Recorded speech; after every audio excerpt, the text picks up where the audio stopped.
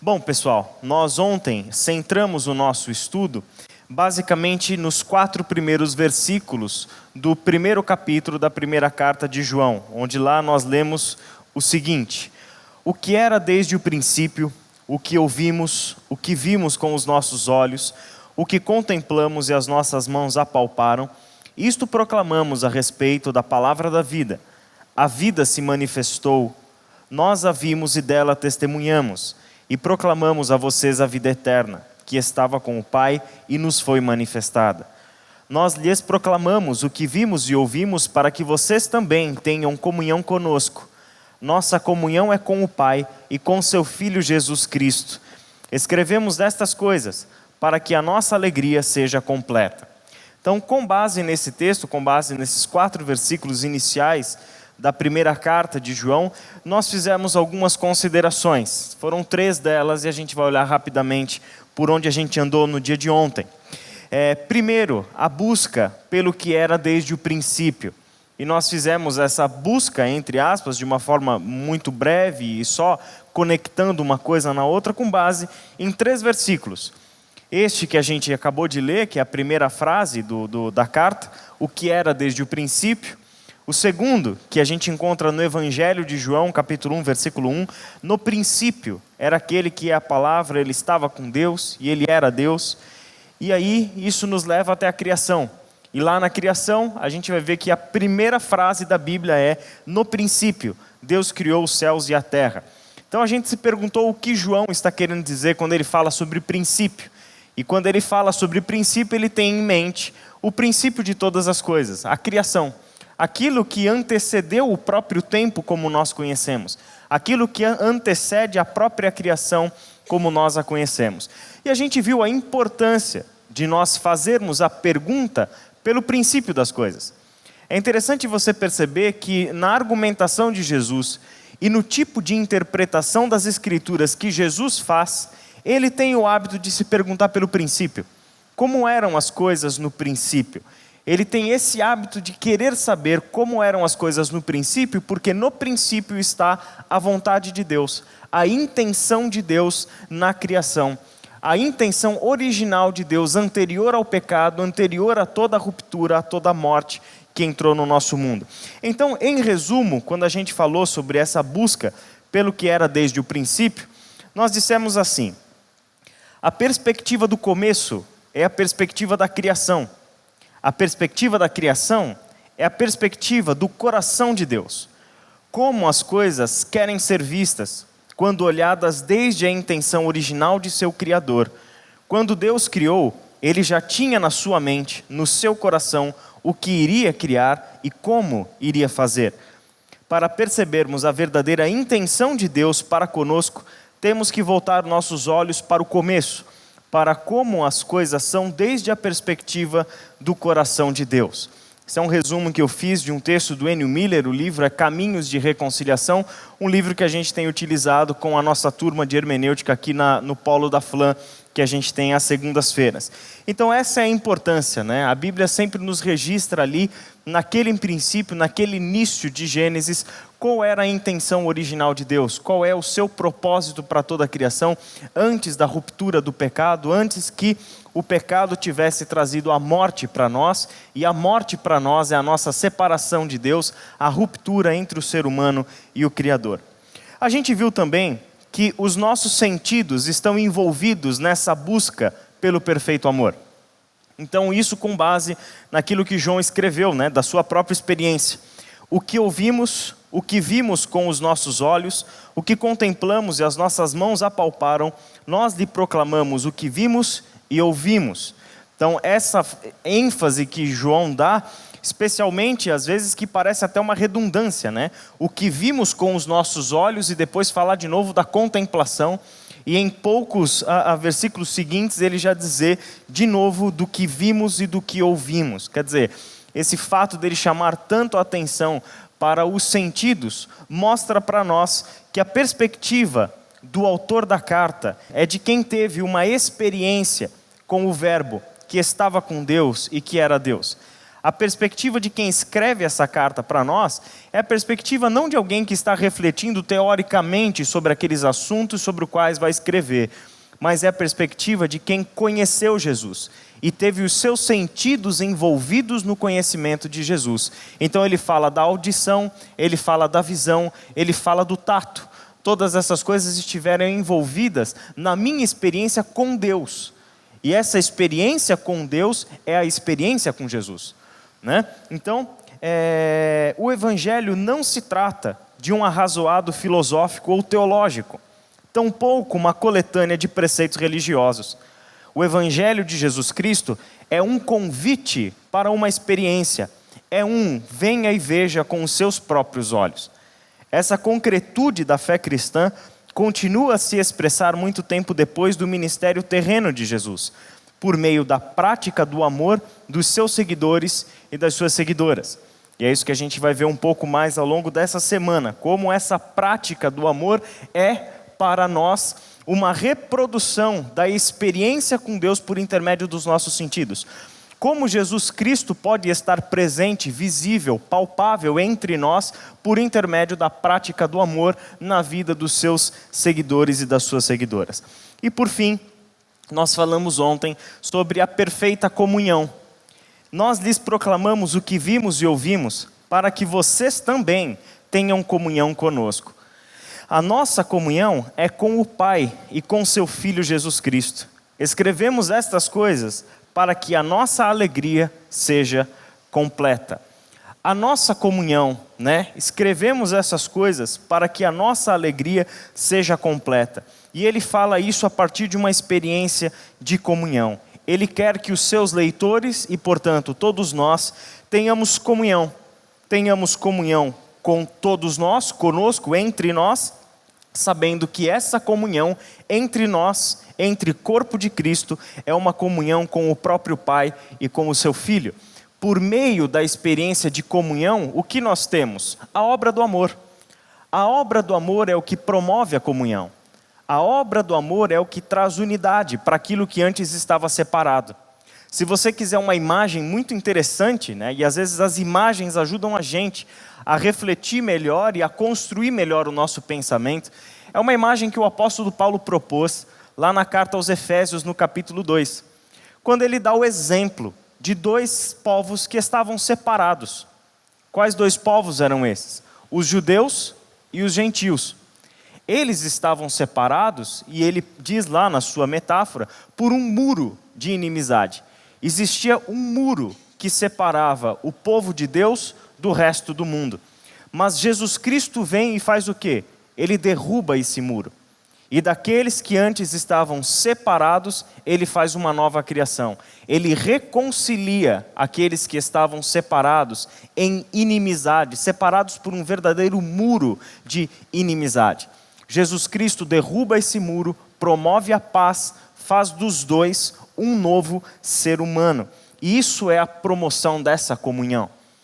O apóstolo Paulo falava bastante sobre essa comunhão e sobre essa unidade que é a igreja, o corpo de Cristo. Então, a nossa conclusão sobre essa perfeita comunhão pode ser a seguinte: ao olharmos para o princípio, vemos que tudo teve a sua origem em Deus, que é amor.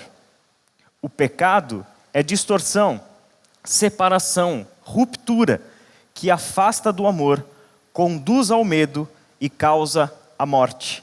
Deus, que é amor, está envolvido na história humana, está envolvido nos céus e na terra que foram criados por Ele, reconciliando todos com Ele por meio do seu Filho, Jesus Cristo, por meio de quem Ele trouxe à realidade a comunhão perfeita, construída e mantida no amor perfeito, cuja consequência é a alegria completa, é a alegria perfeita. Então essa seria aí uma conclusão. Eu não passei isso aqui ontem, se você não anotou, se você não tirou foto. Eu vejo que muitas vezes o pessoal tira foto dos slides, então fica à vontade para tirar a foto. Mas também, depois que esses vídeos vão para a internet, os slides todos ficam disponíveis lá na nossa página. Se você não frequenta a página da Ibaviva na internet, no nosso site, você vai ter todos esses slides lá também para você buscar depois. Ok? Então, a partir dessa última frase, né, que é a alegria completa, é a alegria perfeita, a gente quer refletir um pouco, então, sobre a continuação desse texto, que é a partir do versículo 5, e a gente vai entrar até o capítulo 2 hoje, sobre esse tema, o aprendizado no perfeito amor. O aprendizado no perfeito amor. Vamos aí dar uma olhadinha no nosso texto bíblico aí, sobre, se você quiser abrir aí, por gentileza, em 1 João, capítulo 1, versículo 4, aquela frase final, né, daquele texto que serviu de base para nós ontem, só para a gente reler o que estava escrito lá. Ele diz o seguinte: escrevemos estas coisas para que a nossa alegria seja completa. Não é isso? 1 João, capítulo 1, versículo 4, né? Escrevemos essas coisas para que a nossa alegria seja completa. Então, tudo que ele está escrevendo nessa carta tem um objetivo, tem um propósito muito claro: a nossa alegria. Ele quer que nós tenhamos alegria e alegria completa. Qual é a importância disso? Se você olhar para o Evangelho de João, no capítulo 15, versículo 11, olha o que a gente lê lá nas palavras de Jesus. Tenho-lhes dito estas palavras para que a minha alegria esteja em vocês e a alegria de vocês seja completa. Palavras do próprio Jesus. Mais para frente, no capítulo 16 do Evangelho, versículo 24, ele diz assim: peçam e receberão, para que a alegria de vocês seja completa. Quer dizer, de onde João tirou esse objetivo da sua carta? Que é a primeira parte, o primeiro texto lá em cima. De onde ele tira esse objetivo? De que escrevemos essas coisas para que a nossa alegria seja completa. De onde ele tira essa intenção de escrever um texto, de fazer uma exposição do Evangelho, fazer um mini tratado sobre o amor de Deus, para que a nossa alegria seja completa. Esses dois outros textos deixam claro de onde João tira isso. Ele tira isso do próprio Jesus. É o próprio Jesus quem no seu ministério deixou claro que essa era uma intenção dele. Era algo que ele estava trazendo para nós. Trazer para nós uma alegria e uma alegria que seja completa. E esse é um ponto muito importante sobre a nossa caminhada com Deus, sobre a nossa jornada de fé.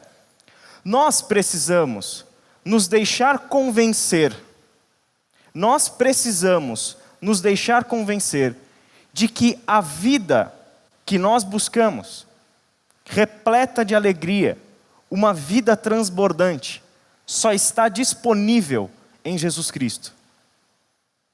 Nós precisamos nos deixar convencer dessa verdade, de que tudo aquilo que buscamos para que dê sentido à nossa vida, só está disponível em Jesus Cristo.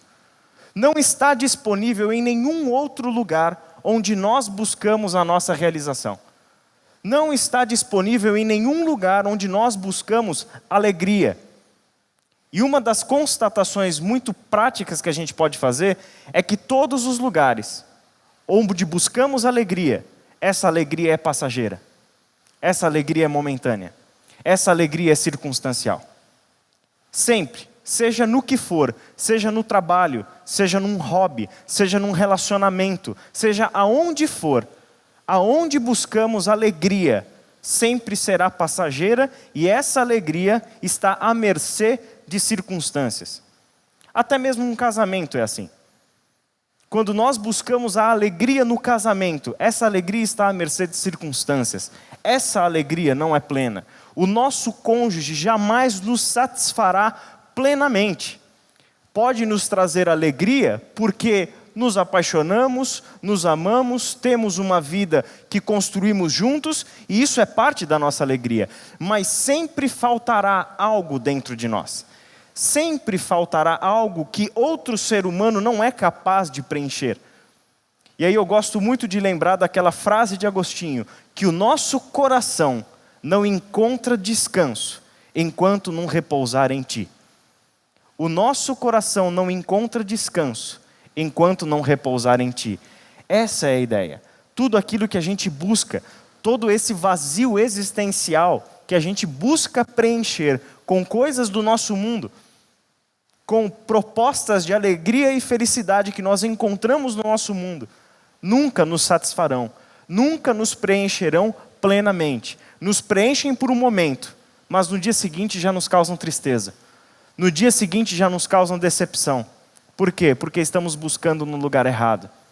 Nós temos que nos deixar convencer de que a alegria plena, completa, que nós tanto almejamos e fazemos de tudo para conseguir, só está disponível em Jesus Cristo. E outra coisa da qual a gente precisa se convencer é de que esse Jesus Cristo, de fato, pode me dar essa alegria. Por quê? Porque esse Jesus Cristo é plena alegria. Quantas vezes você já se permitiu pensar em Deus como uma pessoa alegre? Quantas vezes você já se permitiu pensar em Jesus como uma pessoa alegre?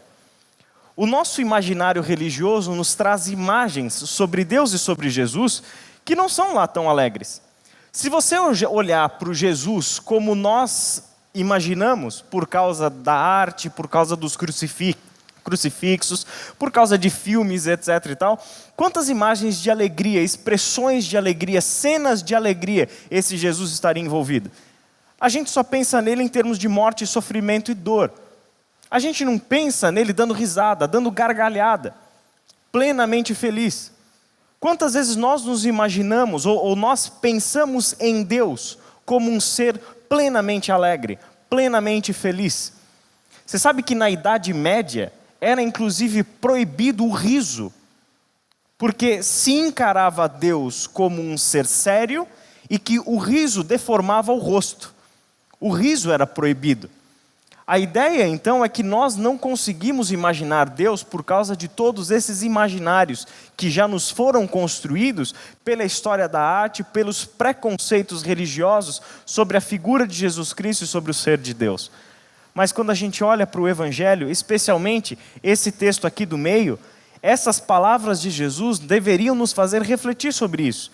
Jesus está falando que eu tenho lhes dito essas palavras para que a minha alegria esteja em vocês e a alegria de vocês seja assim completa. Se ele almeja que a alegria dele seja a nossa alegria, para que a nossa alegria seja completa, o que isso significa? Que ele é uma pessoa muito mais alegre do que todos nós. Que ele tem uma alegria que nós não conhecemos. Que ele quer que a alegria dele esteja em nós. Daí vem a pergunta: e por que a nossa alegria não é completa? Por que a nossa alegria, como seres humanos, por que a nossa alegria não é completa? Porque a primeira carta de João fala como se a nossa alegria não fosse completa. Ora, se ele está escrevendo aquelas coisas para que a nossa alegria seja completa, o que isso pressupõe? Que a nossa alegria é incompleta. Que a nossa alegria é incompleta. Por que Jesus diz essas palavras? Que ele quer que a alegria dele esteja em nós para que assim a nossa alegria seja completa. Porque também se pressupõe em Jesus que a nossa alegria não é completa. Então a gente precisa fazer essa pergunta: por que a nossa alegria não é completa? E a resposta é simples: porque nós não vemos a realidade como Deus vê. A nossa alegria não é completa porque nós somos incapazes de ver a realidade do jeito que Deus a vê. Se Deus tem a sua visão sobre o mundo, se Deus olha para esse mundo com todos os seus problemas, se Deus olha para esse mundo com todas as suas crises, com todos os seus pecados e todas as consequências desse pecado, a injustiça, a opressão, a violência, a morte, se Deus olha para esse mundo que nós olhamos e Deus diz que eu amo esse mundo ao ponto de enviar o meu filho para que morresse por esse mundo, significa que eu e Deus temos uma visão muito diferente sobre esse mundo. Significa que aquilo que Deus ama e quer salvar, talvez não esteja acessível aos meus olhos. Porque o mundo que eu vejo ao meu redor é um mundo de violência, de injustiça, de morte e destruição. Eu fico às vezes desconfortável, depois que eu comecei a refletir sobre essas coisas, eu fico desconfortável em às vezes ouvir um cristão dizendo o seguinte: esse mundo tá bom para acabar, porque esse mundo já era. Sério? Porque Deus tem uma visão completamente diferente desse mundo. Ele ama tanto esse mundo que veio aqui para resgatar esse mundo. Ele demonstrou o seu amor por esse mundo ao enviar Jesus Cristo para esse mundo. Como assim esse mundo tá bom para acabar? Como assim esse mundo já era? Como assim esse mundo, eu quero mais é ver a destruição desse mundo? Como assim? Esse mundo que a gente quer ver destruído é o mundo que Deus quer ver restaurado. Então a gente tem perspectivas diferentes sobre o mundo. A gente enxerga coisas diferentes. Porque nós não vemos a realidade como Deus vê. Releia essas palavras de Jesus. Tenho-lhes dito estas palavras para que a minha alegria esteja em vocês e a alegria de vocês seja completa. Pensa no seguinte, no que Jesus está dizendo. Como é que o ensino de Jesus chegou até nós? Chegou até nós por meio das suas palavras e das suas ações. É assim que o ensino de Jesus chega para a gente. Tudo que a gente tem para aprender com Jesus é aquilo que ele disse e aquilo que ele fez. Então, nas suas palavras e no seu ensino, e nas suas ações, residem o seu ensino. E ele disse, tudo o que ele disse, ele ensinou, tudo o que ele ensinou, com um objetivo muito claro, de acordo com esse texto. Para que a alegria dele estivesse em nós. Para que a alegria dele residisse naqueles que ouvem as suas palavras e veem as suas ações. Esse é o objetivo. O seu ensino é trazer isso. Em outras palavras do próprio Jesus, dentro do mesmo Evangelho de João, como é que ele define o seu ministério? Eu vim para que vocês tenham vida, e tenham vida em abundância. Pressupondo o quê? Que vocês não têm vida, muito menos em abundância. Ele vem com esse objetivo de nos dar algo que nós não possuímos. Essa vida em abundância. E uma vida em abundância é uma vida de alegria completa. Podemos então concluir que Jesus tem essa alegria completa e que esse Jesus quer que também nós a tenhamos. Mas isso nos traz uma outra pergunta, ou algumas outras perguntas. De onde Jesus tira essa alegria completa? De onde Jesus tira essa alegria completa? Outra pergunta, como ele pode ter uma alegria completa, mesmo sendo rejeitado, injustiçado, torturado e executado cruelmente por aqueles que ele veio salvar? Como ele pode ter alegria completa, mesmo sabendo de tudo o que o esperava? Como ele pode ter uma alegria completa e dizer essas coisas para os seus discípulos, sabendo qual era o seu fim? Sabendo tudo aquilo que ele iria passar? Sabendo que ele seria rejeitado pelos seus discípulos, rejeitado pelos judeus, ele seria rejeitado pelo seu próprio povo, sabendo que ele seria injustiçado, que seria caluniado, que seria humilhado, que seria açoitado, torturado e, por fim, executado cruelmente numa cruz. Por quem? Por aqueles homens que ele veio salvar, por quem ele estava entregando a vida dele. Como pode uma alegria dessa? Você já reparou uma coisa então nessa alegria de Jesus que é muito diferente da nossa? Ela não depende das circunstâncias. Não é a injustiça, não é a tortura, não é a humilhação, não é a traição, não é a opressão, não é a crueldade, a violência, não é nada disso que vai tirar de mim a minha alegria. Inclusive, a minha alegria permanece aqui, muito bem e obrigado, e eu estou disposto a entregá-la a vocês. O meu desejo é que vocês tenham a minha alegria. Isso nos leva então a uma terceira pergunta. O que será que esse Jesus sabe sobre o mundo que nós não sabemos? O que será que esse Jesus sabe sobre o mundo que a gente não sabe?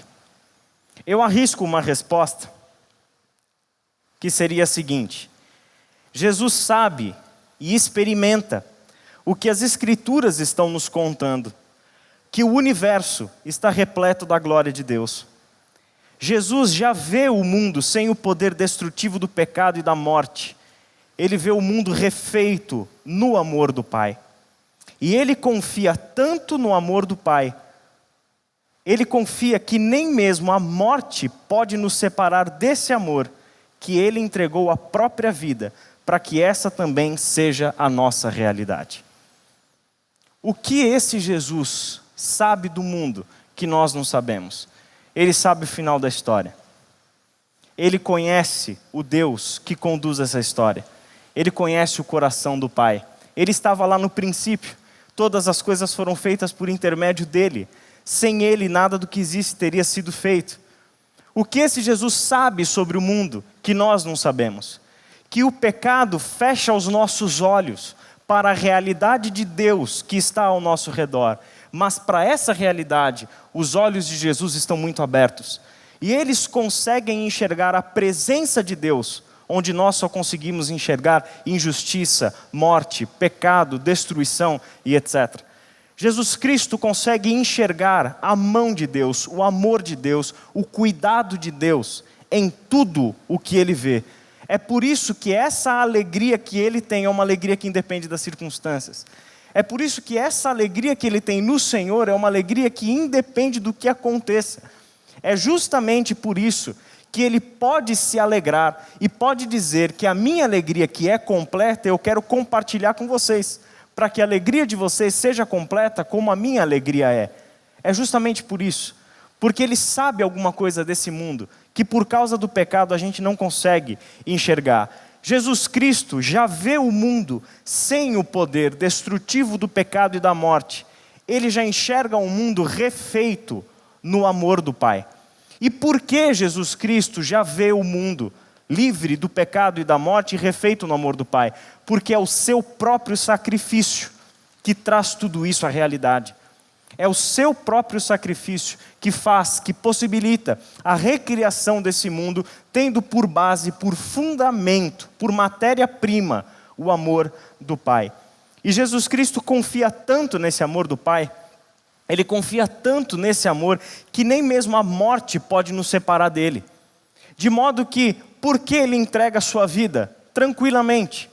O texto de 1 Pedro, capítulo 2, vai dizer que ele foi ao matadouro e como um cordeiro que não abre a sua boca, entregou a sua vida na mão dos seus tosquiadores. Isso é uma citação de Isaías 53. Por que Jesus entrega a sua vida com uma serenidade como essa? Por quê? Porque ele sabe que ele entrega a vida e o Pai devolve.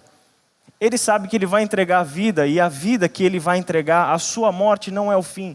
Que o Pai traz de volta a vida, que o Pai vai ressuscitá-lo. Ele tem essa certeza, ele tem essa convicção de que essa vida não termina, de que esse não é o fim.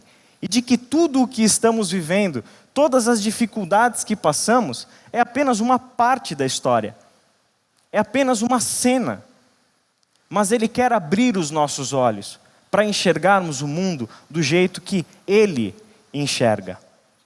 Aquilo que para nós, se pararmos para refletir nisso, são apenas lampejos de alegria. Imagina o que é para Deus. Para pensar um pouquinho nisso. Imagina um lugar onde você já esteve, contemplando a natureza que seja, onde naquela contemplação da natureza, observando um pôr do sol, observando o mar, observando a mata, observando animais, eu não sei, qualquer coisa desse tipo, observando um céu estrelado, um luar bonito, seja o que for. Quando a gente teve aquele momento e aquilo encheu a gente de alegria. Você já teve um momento assim? De observar a natureza, de observar alguma coisa na natureza que te chamou a atenção e aquilo te encheu de alegria? Aquilo colocou um sorriso no teu rosto? De observar a natureza? Tá, isso é um lampejo de alegria, que no momento seguinte você já esqueceu. Agora imagina Deus. Imagina Deus que está em contato direto com isso o tempo todo. Imagina Deus que está observando toda a criação dele o tempo todo, a todo instante. Imagina Deus que consegue enxergar partes da criação dele que ainda estão obscuras aos nossos olhos, por mais que a ciência avance. A gente não faz a mínima ideia do tamanho do nosso cosmos. Dizem os físicos que o que a humanidade conhece sobre o cosmos não passa de 3% de todo o cosmos. 3%. Agora você imagina Deus, que enxerga 100% desse cosmos, porque foi Ele mesmo que criou. Você imagina tudo o que Ele enxerga por aí? Quantas galáxias, quantos planetas, quantas estrelas, quantos sóis mais quentes e maiores do que os nossos?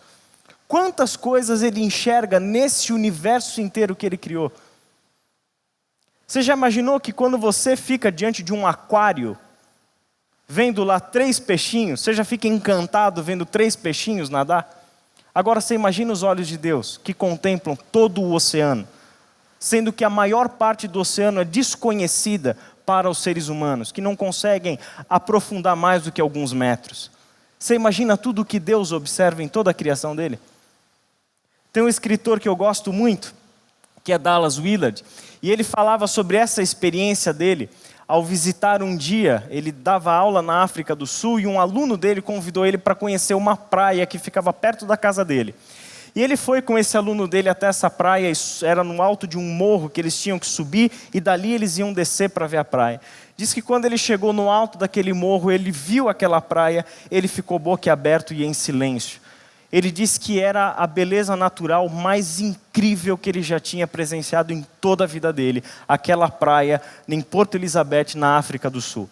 Ele ficou fascinado com aquilo. E por alguns minutos refletindo sobre aquilo, algo que possivelmente você já tenha feito, de refletir sobre a criação de Deus, a natureza, aquelas coisas belas, maravilhosas que a gente vê, ele chegou à seguinte conclusão e escreveu em um dos seus livros.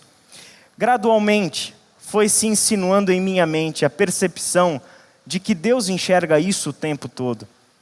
Ele vê, vivencia, conhece tudo isso de cada possível ponto de vista. Essa e bilhões de outras cenas iguais e diferentes, neste e em bilhões de outros mundos. Enormes vagalhões de alegria devem constantemente varrer o seu ser. Acho que é estranho dizer isso, mas de repente fiquei tremendamente feliz por Deus e julguei compreender, mesmo imperfeitamente, a consciência infinitamente jubilosa que Ele é e o que deve ter significado para Ele olhar para a sua criação e considerá-la como muito boa. Que coisa incrível! Se esses lampejos de alegria que nós temos, ao ver, ao contemplar um detalhe da natureza, um detalhe da criação, imagina a alegria que Deus sente. Imagina a alegria que invade o ser de Deus. Porque Ele enxerga o mundo de um jeito que nós não conseguimos enxergar. Por causa do pecado, mas também por causa da nossa limitação humana. Ele é o ser mais alegre que existe. Consequentemente, Jesus Cristo foi o homem mais alegre que já esteve nesse mundo. Porque Ele enxerga o mundo como Deus enxerga o mundo. Como a nossa alegria pode ser completa? Como enxergar o mundo como Deus enxerga? Pensando nesse tema, né, que a gente acabou de falar, sobre essa visão que Deus tem do mundo, né, e desse mundo que é tão perfeito, tão grande, tão maior do que a nossa imaginação, tão maior do que os nossos olhos conseguem imaginar. E aí vem diversos textos na nossa mente, né? Como nenhum olho viu, nenhum ouvido ouviu o que Deus preparou para aqueles que o amam e etc. Quer dizer, coisas assim, né? Pensar no que nos aguarda no futuro, quando de fato veremos toda essa obra de Deus. Tem 2 textos que eu quero mencionar para vocês. Não estava nos meus planos falar sobre eles, mas eu acho que esse assunto chama. Até estava conversando ali com o Wagner agora há pouco, e as conversas com o Wagner são sempre muito instrutivas, né? Essa sabedoria que vem desses cabelos escorridos dele, como as cataratas do Niágara. Demais, né? Tem tudo a ver com o cabelo. Tem tudo a ver.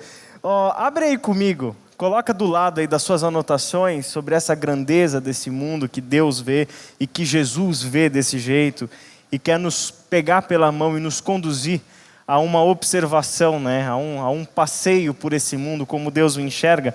Abre lá em 1 Coríntios, capítulo 13. 1 Coríntios, capítulo 13.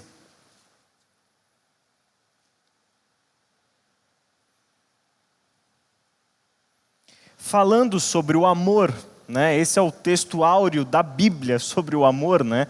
Que é 1 Coríntios 13, essa poesia linda. Versículo 8 até o versículo 12. Olha só. O amor nunca perece, mas as profecias desaparecerão, as línguas cessarão, o conhecimento passará. Pois em parte conhecemos e em parte profetizamos. Quando, porém, vier o que é perfeito, o que é imperfeito desaparecerá. Quando eu era menino, falava como menino, pensava como menino e raciocinava como menino. Quando me tornei homem, deixei para trás as coisas de menino. Agora, pois, vemos apenas um reflexo obscuro, como em espelho, mas então veremos face a face. Agora conheço em parte, então conhecerei plenamente, da mesma forma como sou plenamente conhecido. Olha que coisa linda essa conclusão de Paulo sobre essa obra do amor, que está presente em nós da forma como Deus nos trouxe por meio de Jesus Cristo. Saber que o amor é o que permanecerá para sempre, o amor é o que sustentará todas as coisas para todo sempre. Olha o versículo 13, Assim permanecem agora esses três, a fé, a esperança e o amor. O maior deles, porém, é justamente o amor. Então essa perspectiva de que o que nós conhecemos, o que os nossos olhos viram, o que os nossos ouvidos ouviram, quer dizer, todos esses lampejos de beleza, de alegria, de plenitude que nós tivemos na nossa experiência de vida, na verdade é apenas um reflexo obscuro daquilo que ainda estamos por ver, daquilo que ainda há de se manifestar, quando de fato todo esse mundo, refeito no amor do Pai, que Jesus Cristo conhecia, que Ele já vê e que Ele quer nos conduzir a esse mundo, a essa realidade se manifestar. E o outro texto está lá na primeira carta de João. Daí a gente já volta para lá e já fica nela. 1 João capítulo 3.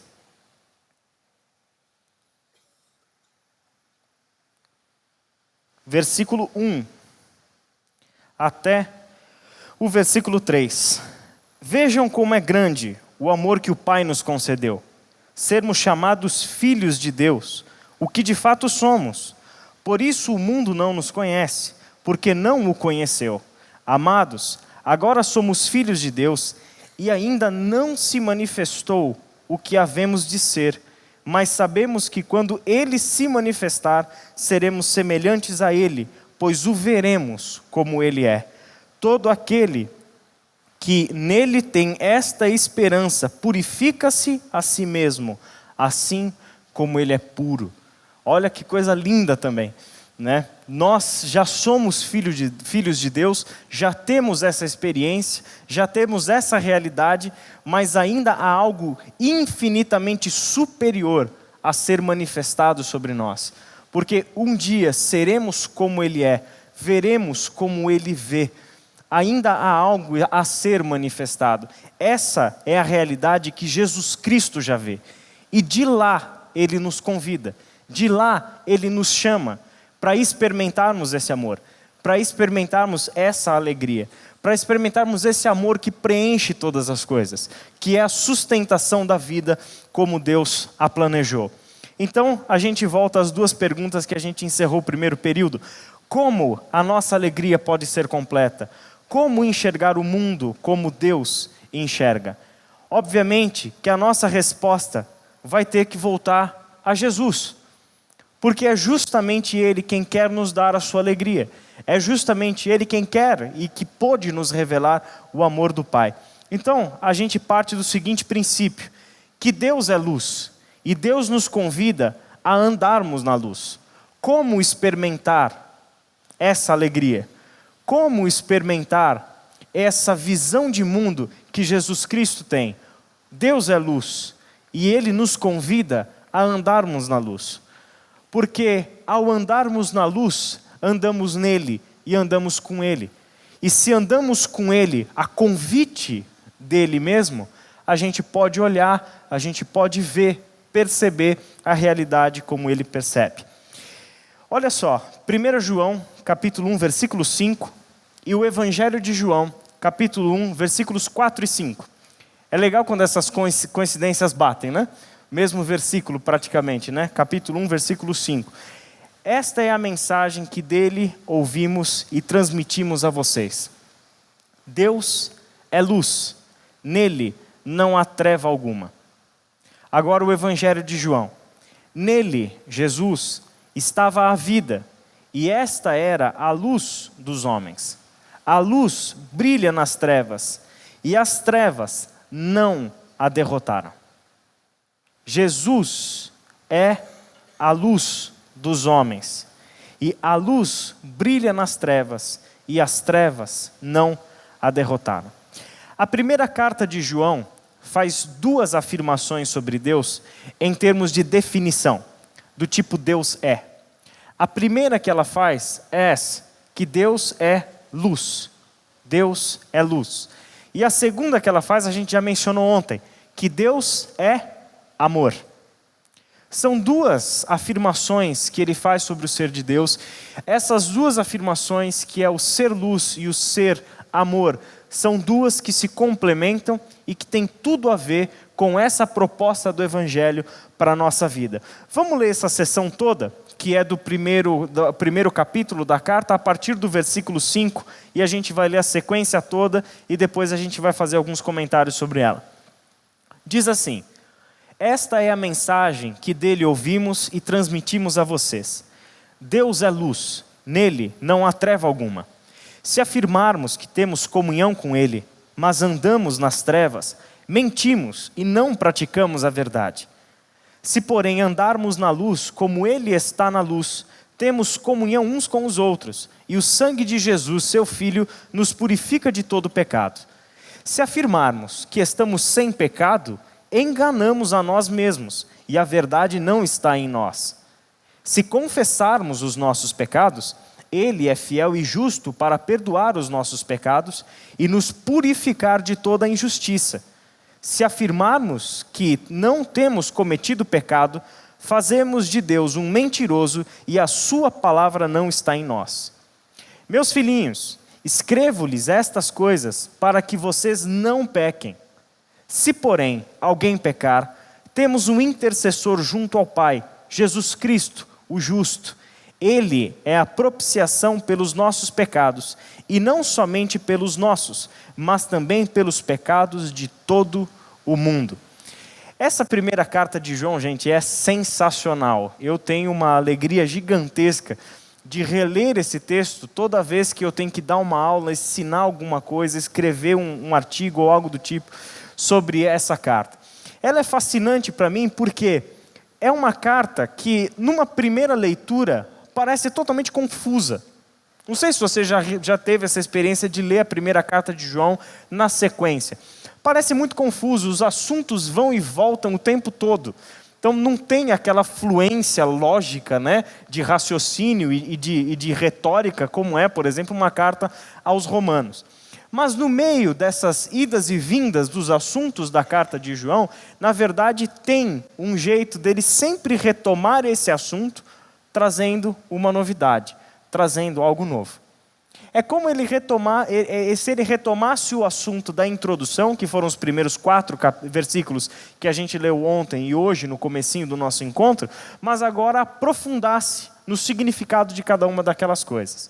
Então, a gente começa pensando no seguinte: se afirmarmos que temos comunhão com ele, mas andamos nas trevas, mentimos e não praticamos a verdade. Se, porém, andarmos na luz, como ele está na luz, temos comunhão uns com os outros, e o sangue de Jesus, seu Filho, nos purifica de todo o pecado. Aqui ele retoma um assunto que ele trouxe lá no finalzinho da introdução da carta, que é o assunto da comunhão. Não é isso? Ele não fala sobre essas coisas, a gente escreveu para que a gente tenha comunhão e que por essa comunhão a nossa alegria seja completa. Aqui ele retoma esse assunto. E ele vai colocar a comunhão de uma forma e de um jeito a ser experimentada, de que a gente pode avaliar se essa comunhão é real ou a gente está se enganando. Se há uma comunhão real feita no amor ou se a gente simplesmente está se enganando. Como é que ele faz isso? Com essa afirmação. Se afirmarmos que temos comunhão com Deus, mas andamos nas trevas, nós estamos mentindo e não estamos praticando a verdade. É como se a gente colocasse isso em uma pergunta, ou seja, como nós podemos saber se temos de fato comunhão com Deus? Como é que a gente pode avaliar a nossa vida pessoal e a nossa vida comunitária, como igreja, como corpo de Cristo, se a gente está mesmo tendo uma experiência de comunhão real, genuína com Deus? Como é possível fazer essa avaliação? Esse texto nos dá as respostas. Primeiro, observando como nós temos andado. Observando como nós temos andado. Se nós afirmamos que temos comunhão com Ele, mas andamos nas trevas, nós estamos mentindo e não estamos praticando a verdade. Tem alguma coisa errada. A gente está mentindo. Essa comunhão nos leva, inevitavelmente, a um ciclo de comunhão e andar na luz. Comunhão e andar na luz. A comunhão só é possível quando eu ando na luz. Se eu afirmo que tenho comunhão com Deus, se eu afirmo que Deus é meu amigo, que Deus é meu brother, que Jesus é parceiro meu, mas eu ando nas trevas, o que acontece? Na verdade, eu estou mentindo e eu não estou praticando a verdade. Esse é um ciclo, né? Onde na nossa hipocrisia se revela se a nossa comunhão com Deus é genuína ou não. Por isso, uma afirmação de que se tem comunhão com Deus, um discurso bonito de comunhão com Deus, uma afirmação, uma proclamação de que ama a Deus, de que ama o próximo, de que ama o irmão, etc., não tem muito valor se eu ando em trevas. A forma como eu ando, portanto, a forma como eu vivo, a forma como eu conduzo a minha vida, é o que de fato revela a minha comunhão.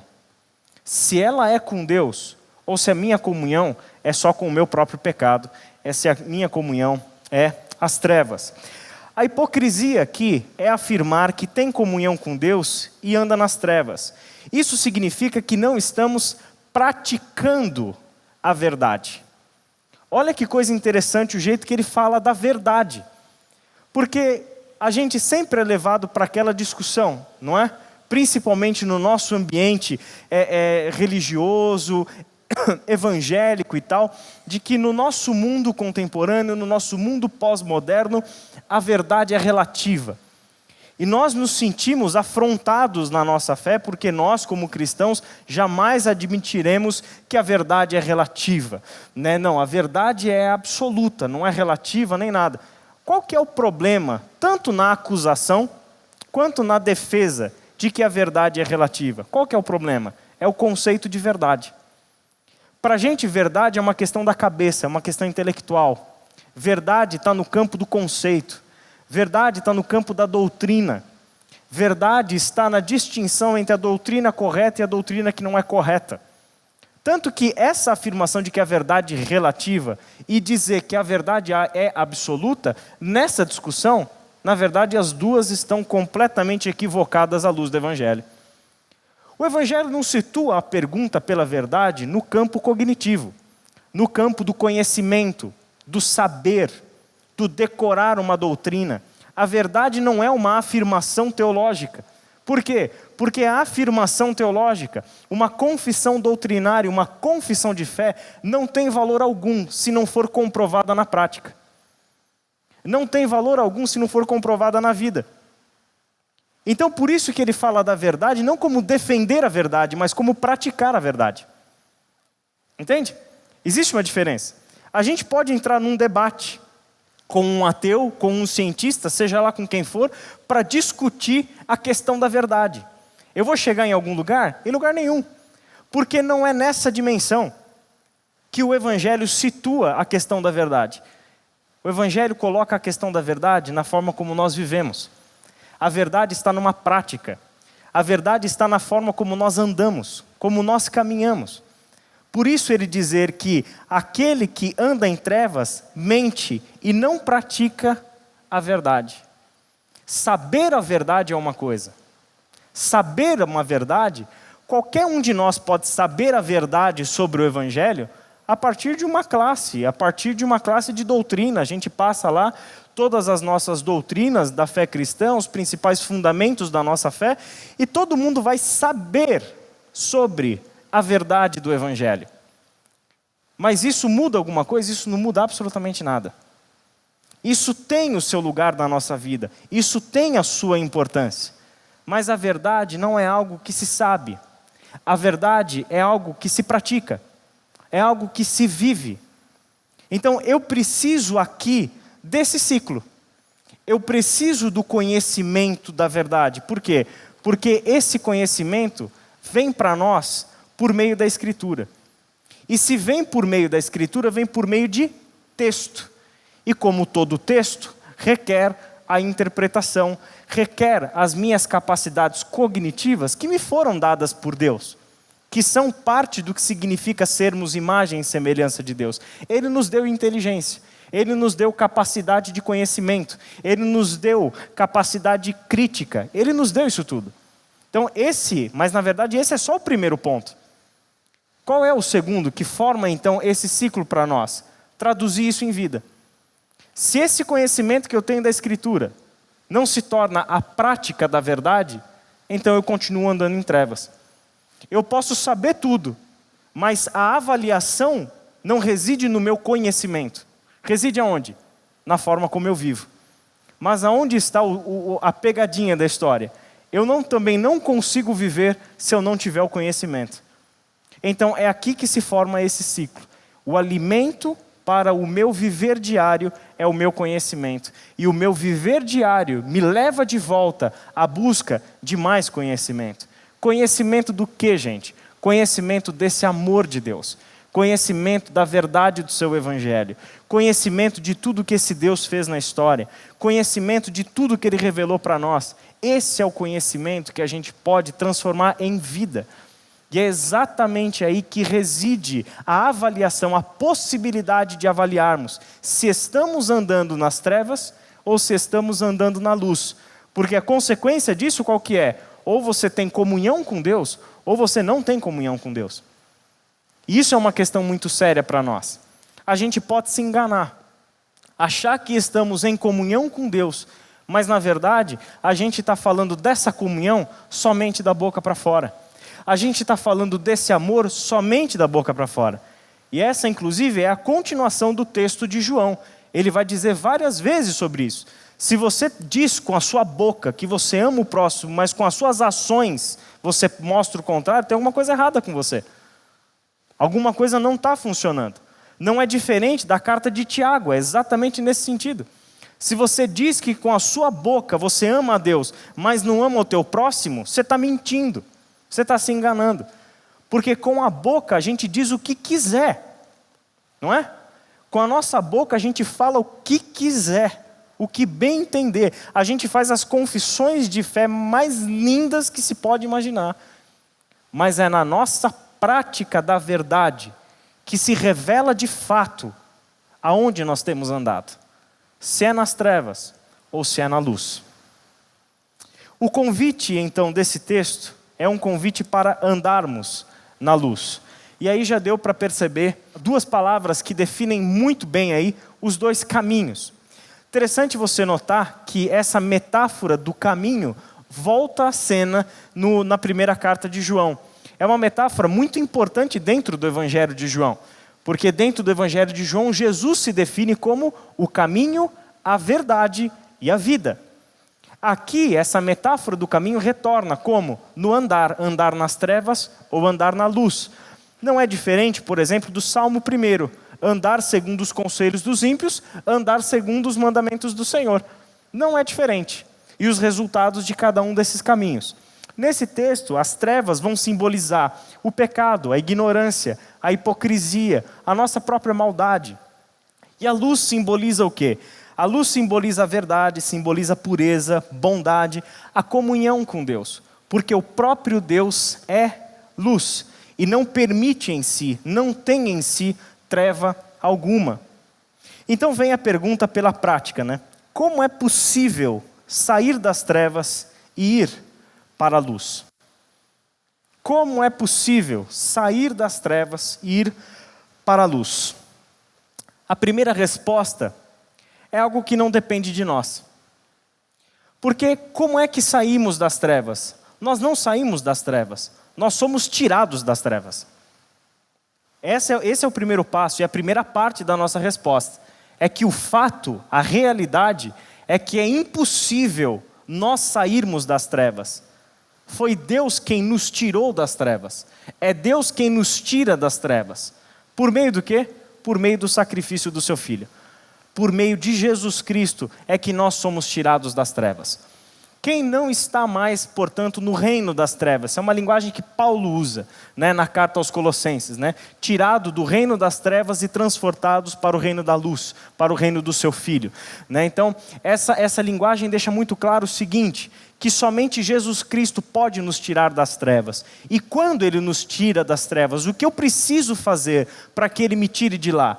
Você não precisa fazer absolutamente nada, a não ser crer nele. Crer nele. Se você crê que Jesus Cristo é o Filho de Deus, se você confessa Jesus Cristo como o teu Senhor e como o teu Salvador, Ele te tira das trevas.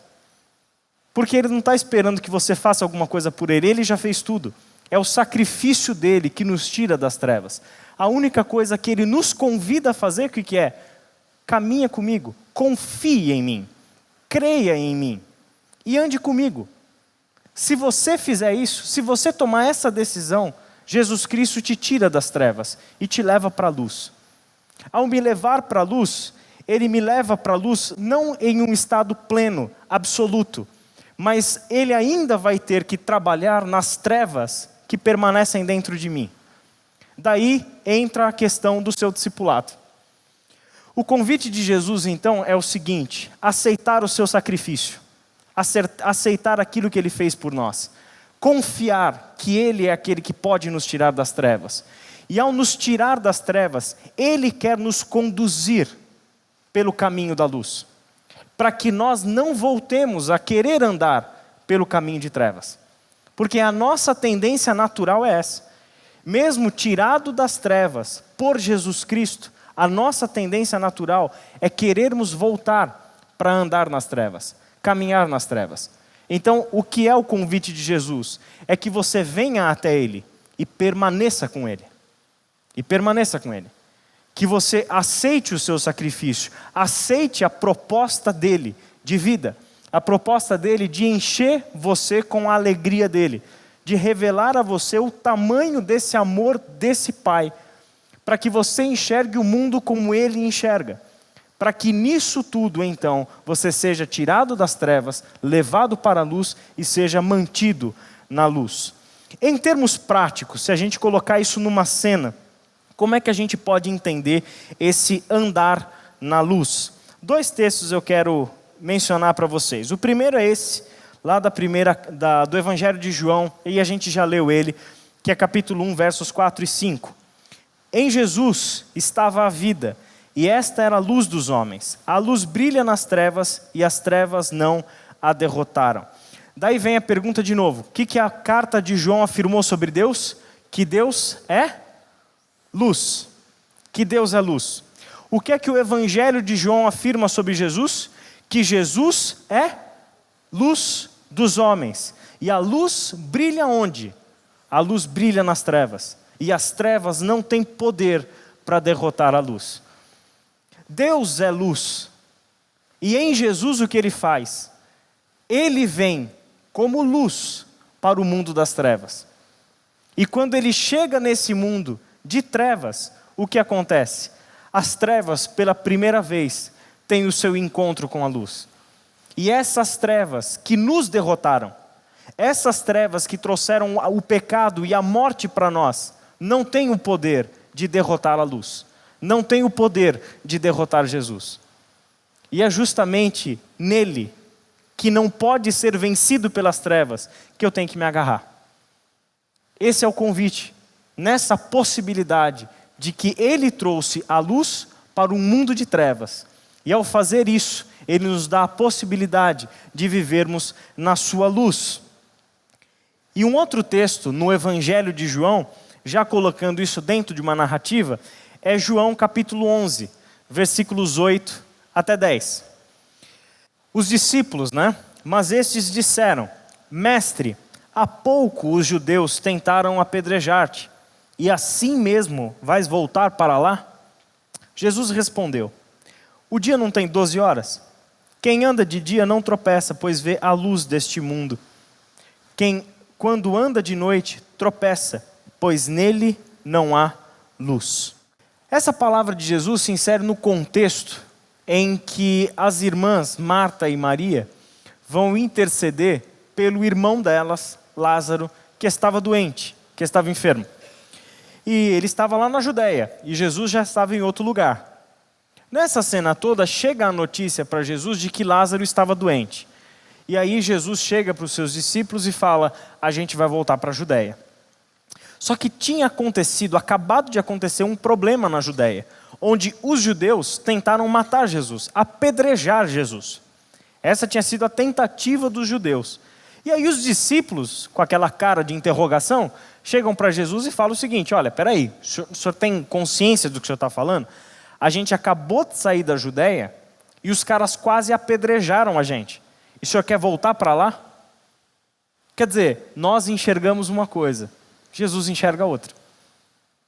Por isso que ele está disposto a voltar. Por isso que para ele não tem problema nenhum voltar. Nós enxergamos trevas. Nós enxergamos trevas porque andamos na noite. E Jesus não enxerga essas trevas. Jesus consegue enxergar, sabe por onde anda. Por quê? Porque ele anda de dia. E aí ele diz o seguinte para os seus discípulos, numa das suas palavras enigmáticas de resposta, ele diz assim: o dia não tem 12 horas? Quem anda de dia não tropeça, pois vê a luz deste mundo. Ora, quem é a luz deste mundo, de acordo com o próprio Evangelho? Quem é a luz? Jesus. Ele é a luz deste mundo. A luz brilha nas trevas e as trevas não a derrotaram. Ou seja, com Jesus eu posso andar na noite. Por quê? Porque mesmo na noite as trevas não derrotam a luz. E se eu ando com Jesus, eu ando na luz. Em termos práticos, o que significa andar na luz? É seguir a Jesus. Seguir a Jesus. Construir, ou melhor, reconstruir a nossa vida a partir do seu ensino. O ensino que chegou para nós por intermédio das suas palavras e das suas ações. O que significa então, em termos práticos, andar na luz para que eu nunca mais ande em trevas? É seguir a Jesus. Olhar para Jesus, olhar para o seu ensino, olhar para as suas palavras, olhar para as suas ações e construir a minha vida em cima daquilo, passo a passo, do jeito que ele falou lá no Sermão do Monte. O sábio é aquele que ouve as minhas palavras e as pratica. E na metáfora que ele usa, ele é como um sábio construtor que construiu a sua casa sobre as minhas palavras. E construir a sua casa sobre as minhas palavras é construir a sua casa sobre a rocha e não sobre a areia. Construir a casa sobre a rocha é ter a certeza de que se eu construir a minha vida em cima do ensino de Jesus, em cima das suas palavras e das suas ações, pode vir qualquer que seja o vendaval, o maremoto, as ondas, as enchentes, tempestades, que a casa não será abalada.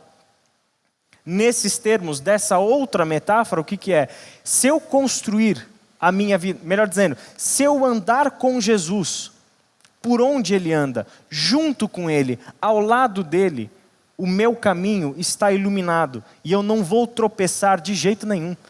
Eu não vou cair de jeito nenhum. Por quê? Porque a sua luz não pode ser derrotada pelas trevas.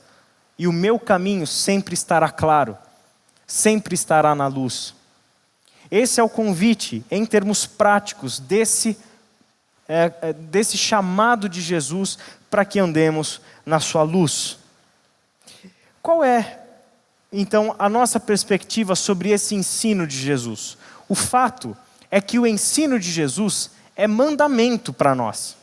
Para quem é discípulo de Jesus, o ensino dele se torna para nós um mandamento. E qual é a finalidade desses mandamentos que estão nos ensinos de Jesus? Aliás, a palavra mandamento e obediência são duas palavras que você lê muito nos textos de João. E a gente precisa entender como ele pensa nessas palavras. A finalidade desses mandamentos não pode ser nem para o perdão e nem para a salvação. Sabe por quê? O que é que o texto lá de João, da primeira carta de João, disse para nós? Que o que nos salva? O que nos salva? Não é o sacrifício de Jesus?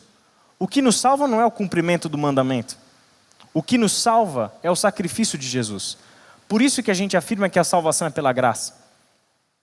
Se a gente colocar isso em outra metáfora, que o Novo Testamento chama aí de luz e trevas, como a gente tem visto, né? Como nós saímos das trevas? Eu não consigo sair das trevas. É Ele quem me tira das trevas. Entende? Então, não é o cumprimento de um mandamento, não é a obediência de um mandamento que vai me tirar das trevas. O que me tira das trevas é a sua graça, é o seu amor. E tudo o que Ele fez para vir me resgatar das trevas. Ok? Esse é um primeiro ponto.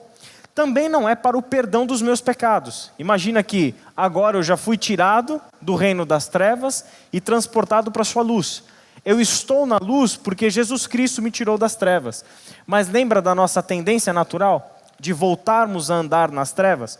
Por mais que eu dê uns passeios pelas trevas, como é que eu faço para voltar para a luz? Perdão do pecado. Não é isso? Mas como é que eu tenho esse meu pecado perdoado? É pelo cumprimento de um mandamento? Não. É pela confissão. É por trazê-lo à luz.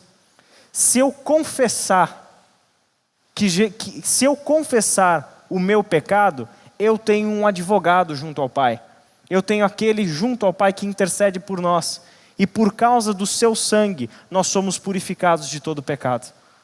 Não tenho mandamento, então, nem para a salvação e nem para o perdão dos meus pecados.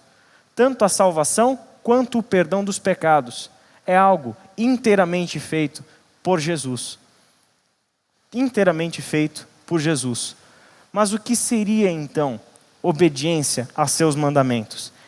O seu mandamento é orientação para andarmos na luz e permanecermos no seu amor. Para que serve o mandamento? Para pensar no mandamento como orientação. A palavra mandamento para nós traz um peso muito grande, uma carga muito grande, por causa do seu sentido legalista e o sentido moralista que tanto os judeus quanto os crentes dão para a palavra mandamento. Quantos crentes vivem de uma forma pesada, muito semelhante aos judeus fariseus dos dias de Jesus, e que ainda não entenderam o que são os seus mandamentos? Ainda tem os seus mandamentos como lei opressiva. Ainda tem o mandamento do jeito que o judeu chamava o mandamento. Jugo. Jugo. Algo pesado que eu boto sobre o pescoço e me faz andar na linha. Ainda encaram o mandamento dessa forma. Com os olhos abertos em Jesus, quando Ele nos traz das trevas e nos transporta para a luz, uma das coisas que acontece é que a gente, na luz, consegue enxergar com clareza. Conseguir enxergar com clareza é conseguir enxergar sem ter a influência das trevas sobre nós. E as trevas, o que é? As trevas são pecado. Eu não mais consigo olhar agora, porque eu estou em Jesus, para um mandamento, como se o mandamento fosse um peso. Por quê? Porque olhar o mandamento como peso é ter a minha visão deturpada pelo pecado. O que Paulo concluiu sobre isso lá na carta aos Romanos? Que o mandamento, a lei, é santa, é pura e é boa. Foi Deus que deu. Qual é o problema da lei? O problema da lei é que ela foi distorcida pelo pecado. E enxergamos a lei com os olhos ofuscados pelas trevas do pecado. E aí aquilo que é bom, perfeito, santo, justo, honesto, íntegro, da parte de Deus, é visto para nós como um peso, como um jugo, como uma lei que quer me manter na linha. Essa não é a intenção de Deus. Aliás, você já viu em algum momento Jesus manter uma relação com o Pai desse jeito? A intimidade de Jesus com o Pai é incrível. Onde não tem peso nenhum, tem uma obediência totalmente espontânea. Entende? A obediência é tão espontânea que chega numa situação limite como a morte, e Jesus pode dizer o seguinte para o Pai: Pai, é o seguinte, o negócio está doendo, tá pesado, entende? Está pesado o que eu tenho que carregar, mas eu me submeto à sua vontade. Eu gostaria que o Senhor me aliviasse essa carga. Eu gostaria que o Senhor passasse de mim esse cálice que eu tenho que tomar. Mas se também não for essa vontade, a sua vontade, não tem problema, eu tomo mesmo assim. É uma obediência espontânea, é uma obediência alegre, é uma obediência de quem confia plenamente, de quem se joga nos braços do Pai, de uma altura incrível, sabendo que o Pai não vai deixar cair. É uma confiança plena no Pai. E por isso, nessa obediência, é que Jesus constrói a sua vida, assim como nós deveríamos construir a nossa. Olha o que esse texto de 1 João capítulo 5, 2 e 3 diz para a gente. E com ele a gente já vai encerrando. Assim sabemos que amamos os filhos de Deus, amando a Deus e obedecendo aos seus mandamentos. Porque nisto consiste o amor a Deus, em obedecer aos seus mandamentos. E os seus mandamentos não são pesados. É o oposto da perspectiva que os judeus do tempo de Jesus tinham sobre o mandamento e o oposto da perspectiva que muitos cristãos têm sobre o mandamento de Jesus. Encaram as palavras de Jesus, os seus mandamentos, as coisas que Ele nos tem ordenado, como se fossem um peso para a sua vida. Então tem que amar o próximo. Isso é um peso demais. É que Ele não conhece o meu próximo, né? Por isso que Ele pode mandar eu amar, porque Ele não faz a mínima ideia de quem é esse próximo. Olha isso com peso, sério. Olha para tudo aquilo que o Evangelho nos propõe como um caminho de vida. Ande por aqui, não ande por ali. Não faça isso. Não ande por esse caminho, não vá nessa direção. Não siga esse conselho. Quer dizer, olha para todas essas orientações como um peso. Por quê? Porque não conhece o amor de Deus. Porque não teve os seus olhos abertos por Jesus Cristo. Porque ainda não enxergou com clareza o mundo do jeito que Jesus enxerga. Porque ainda tem os seus olhos ofuscados pelas trevas do pecado. Por isso encara o mandamento como um peso. Por isso encara a vida com Cristo, o caminhar com Cristo, como se fosse algo pesado, como se fosse algo difícil de ser traçado por nós, um caminho difícil de ser traçado por nós. Não é. Não é. E quando esse caminho vai deixando de ser complicado para nós, quando esse mandamento vai deixando de ser pesado para nós, a resposta está no próprio ensino de Jesus. O que é que ele diz sobre o peso da lei, o fardo da lei que os judeus carregavam? Lança sobre mim. Lança sobre mim esse peso. Coloca sobre mim esse fardo pesado e eu alivio vocês. Coloca sobre mim. O que significa colocar esse peso sobre Jesus? Confiar no seu amor. Confiar no seu amor. O que é esse excesso de peso que nós carregamos? Que aqui a gente chama de, imagina uma mochila cheia de mandamento, extremamente pesada nas nossas costas.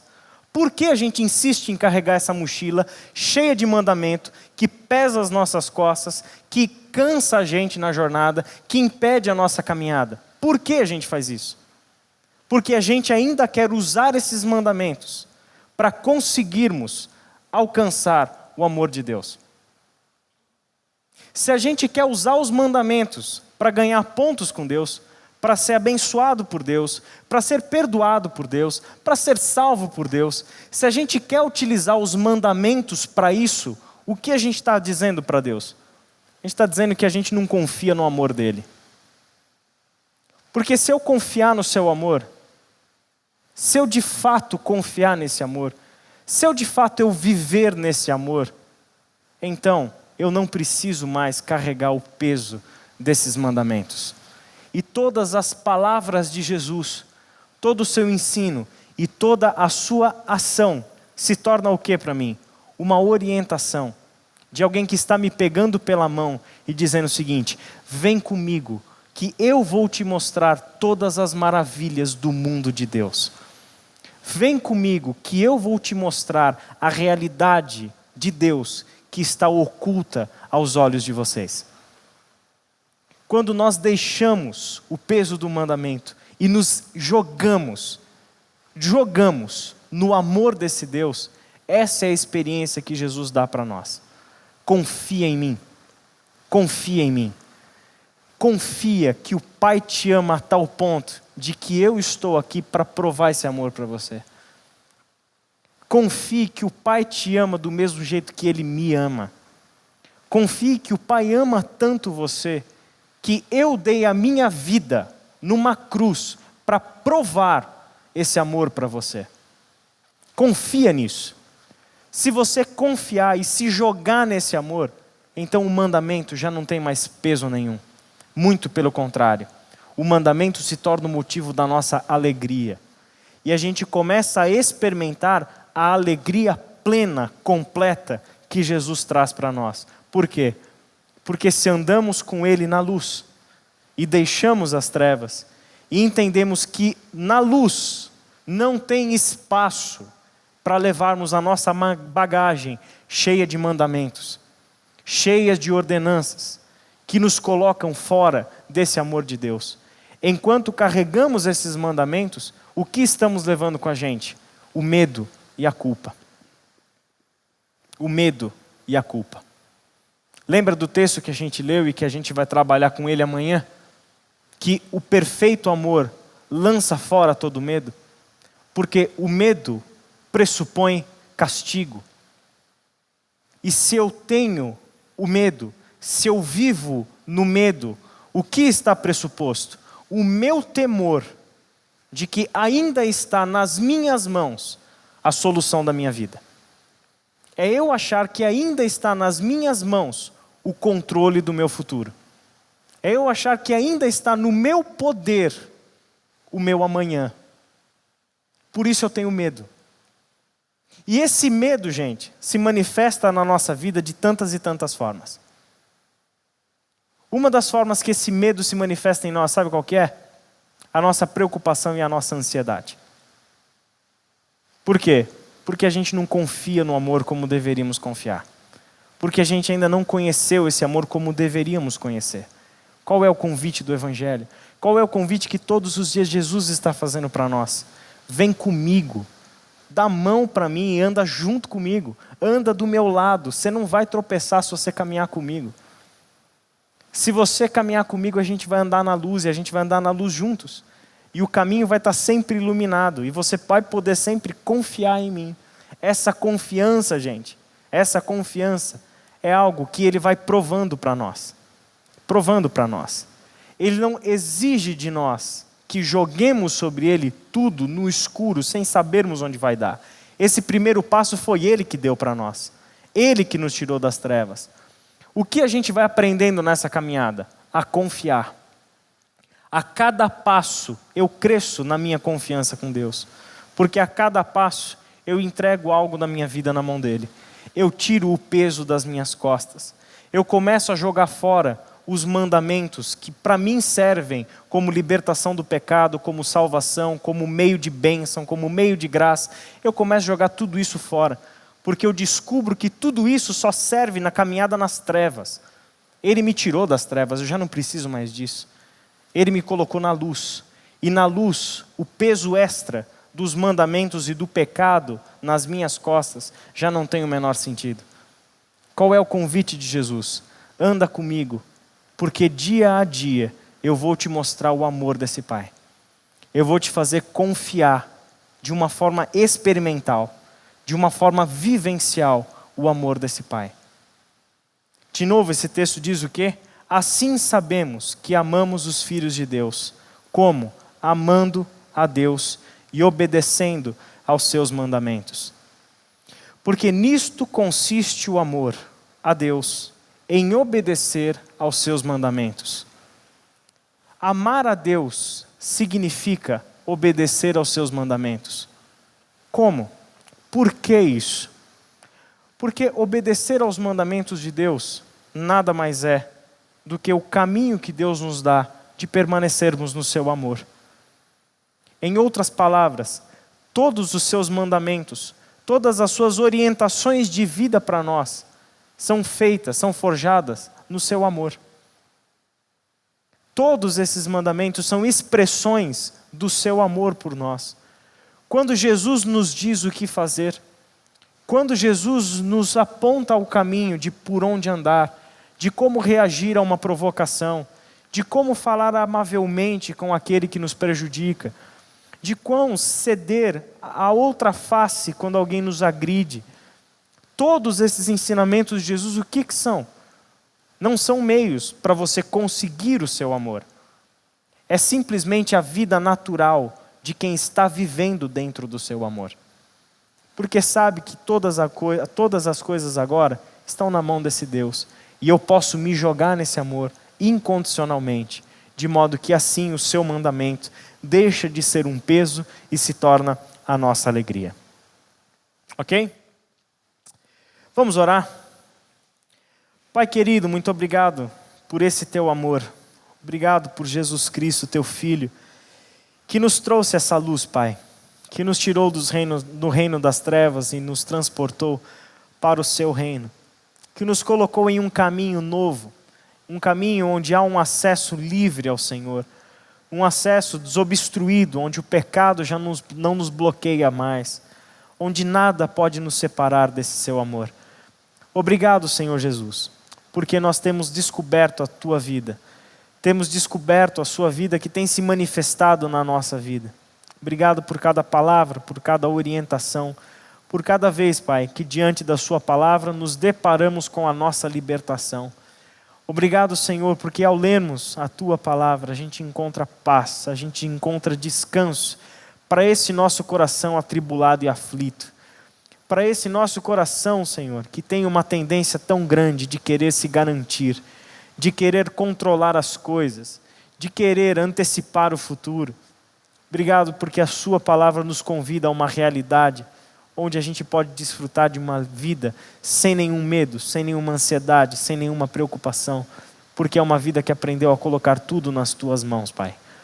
Obrigado porque o teu evangelho nos tem conduzido a essa vida de uma forma tão leve, de uma forma tão graciosa e amorosa. Obrigado porque em tudo temos visto a tua mão como um pai que cuida, que guia, que orienta os filhos a quem ama tanto. Despede-nos, Senhor, debaixo da tua graça. Cubra-nos, Senhor, com o teu amor. Em nome de Jesus. Amém. Pessoal, amanhã a gente vai falar então sobre a sequência aí do texto da primeira carta de João, falando um pouco sobre o conhecimento de Deus, o que o amor tem a ver com esse conhecimento de Deus, que vai nos levar até a questão do medo. Esse medo e esse amor, como João trabalha na sua carta. E o nosso último encontro na quinta-feira é o encontro que vai falar muito sobre o que significa esse amor ao próximo e como nesse amor ao próximo a gente desfruta mais desse amor de Deus, tá? Então não se esqueça de estar com a gente, chame pessoas, convide gente para estar com a gente. Outra coisa importante, se você se esqueceu ainda hoje de colocar a sua contribuição com a nossa Semana Teológica lá na caixinha azul, faça isso por gentileza e desde já muito obrigado àqueles que ontem contribuíram com a gente. Ok? É isso aí, gente. Até amanhã.